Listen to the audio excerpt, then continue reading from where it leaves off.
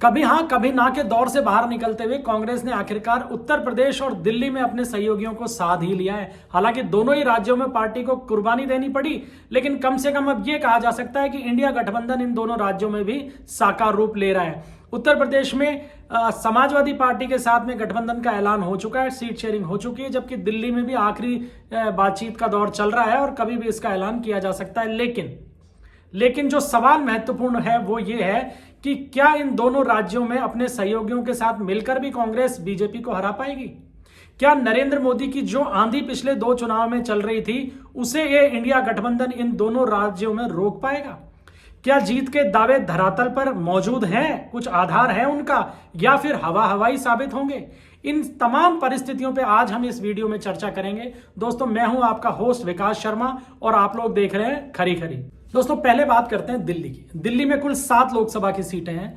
2014 और 2019 के लोकसभा चुनाव में यहां आम आदमी पार्टी और कांग्रेस का खाता भी नहीं खुला और सभी सीटें बीजेपी ने जीती। 19 के चुनाव में बीजेपी को तकरीबन 57% वोट मिले और आम आदमी पार्टी और कांग्रेस के मिलाकर वोट लगभग 40.6% थे। काफी बड़ा अंतर था। अब कांग्रेस और आप नेताओं का यह कहना है कि बीजेपी का नाराज वोट ट्रांसफर होगा और हम बीजेपी का सुपड़ा साफ कर देंगे, लेकिन जब धरातल पे देखते हैं तो ऐसा कुछ नजर नहीं आता। दरअसल आम आदमी पार्टी के दावों के पीछे विधानसभा चुनाव का गणित है कि विधानसभा चुनाव में चूंकि आम आदमी पार्टी ने लैंडस्लाइड विक्ट्री की है यहां पिछले चुनाव में भी, तो उसे लग रहा है कि वो वोट अब भी लोकसभा में कन्वर्ट होगा, लेकिन ऐसा हो नहीं रहा है।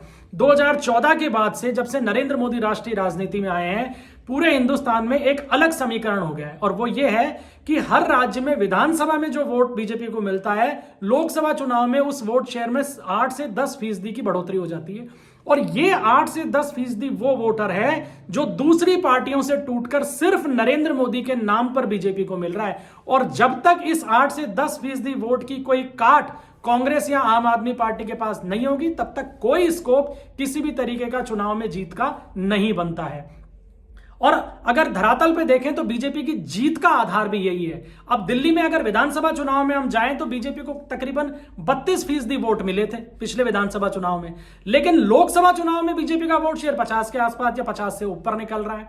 तो अभी धरातल की जो स्थिति है दिल्ली में, वो ऐसी नहीं है कि बीजेपी का वोट टूट रहा है। दूसरा जो एक बहुत परेशानी का जो सबब बनेगा आम आदमी पार्टी और कांग्रेस के लिए, वो ये है कि दोनों की राजनीति एक दूसरे के विरोध की है। कांग्रेस के नुकसान के ऊपर ही आम आदमी पार्टी का जन्म हुआ था। केवल मुस्लिम मतदाताओं को छोड़ दिया जाए तो ऐसा कोई वर्ग नहीं है जो दोनों पार्टियों का कॉमन वोट हो। अब इस गणित को समझ सकते हैं हम यूपी से, जहां सपा और बसपा का गठबंधन 2019 में हुआ, तो सपा का वोट तो बसपा को ट्रांसफर हुआ और बसपा 10 सीटें जीत गई, लेकिन बसपा का वोट सपा को ट्रांसफर नहीं हुआ। और यही कारण था कि इतने मजबूत प्रतिरोध के बावजूद भी बीजेपी ने यूपी में बड़ी जीत हासिल की। कुछ तकरीबन ऐसी की ऐसी स्थिति ही इस बार दिल्ली में भी बनती हुई दिख रही है। अब बात करते हैं उत्तर प्रदेश की, जहां 80 लोकसभा की सीटें हैं। 2019 के चुनाव में यहां एनडीए को 64 सीट मिली, बसपा को 10 सीट मिली, समाजवादी पार्टी को 5 और कांग्रेस के खाते में 1 सीट गई रायबरेली की। पिछले चुनाव में एनडीए के सामने यानी बीजेपी गठबंधन के सामने सपा, बसपा और आरएलडी, इन तीनों पार्टियों का एक मजबूत गठजोड़ था, लेकिन इसके बावजूद इस गठजोड़ के वोट आपस में ट्रांसफर नहीं हुए।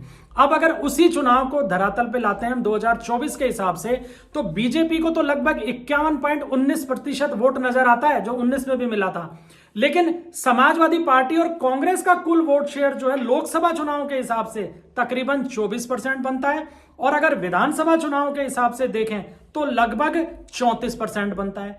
अब स्थिति यह है कि इतना बड़ा अंतर है बीजेपी के वोट शेयर में और समाजवादी पार्टी और कांग्रेस के वोट शेयर में कि यह अंतर समाप्त कैसे होगा, क्योंकि कांग्रेस लगभग उत्तर प्रदेश की राजनीति से समाप्त प्राय है। विधानसभा चुनाव में केवल 2.5% वोट मिला था।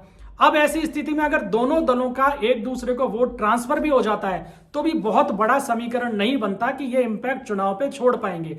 और यही कारण था कि कांग्रेस ने पहले इस गठबंधन में बीएसपी को वापस से लाने की कोशिश की, लेकिन अखिलेश यादव की अड़ाअड़ी के चक्कर में बसपा साथ नहीं आई।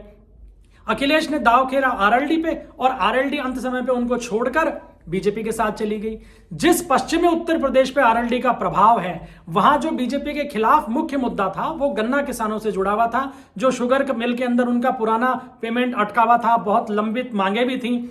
पिछले 2.5 साल के अंदर उन गन्ना किसानों की तमाम शिकायतों का लगभग 90% तक निस्तारण किया जा चुका है और अब बीजेपी के खिलाफ वहां बिल्कुल माहौल नजर नहीं आता है। यही कारण है कि आरएलडी ने माहौल की नजाकत को भांपते हुए एनडीए के साथ जाना उचित समझा। अब स्थिति यह बन रही है कि राहुल गांधी जो न्याय यात्रा निकाल रहे हैं, उस न्याय यात्रा में भी इतना जन समर्थन यूपी में नहीं जुट पा रहा है जो कि वोटों में तब्दील हो सके। और यहां भी समीकरण वही है कि कांग्रेस बीजेपी का तो मुकाबला कर लेगी, लेकिन उस 8 से 10% वोट का उसके पास में क्या तोड़ है जो सिर्फ और सिर्फ प्रधानमंत्री नरेंद्र मोदी के नाम पर डलने वाला है।